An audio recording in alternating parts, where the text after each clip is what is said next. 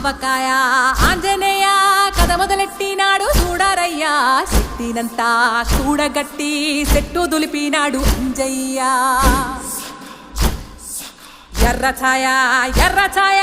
కోతి అవతార వెంటమాయ కత్తి సేత పట్టకుండా కాయ కోసినాడు కపిలయ్యా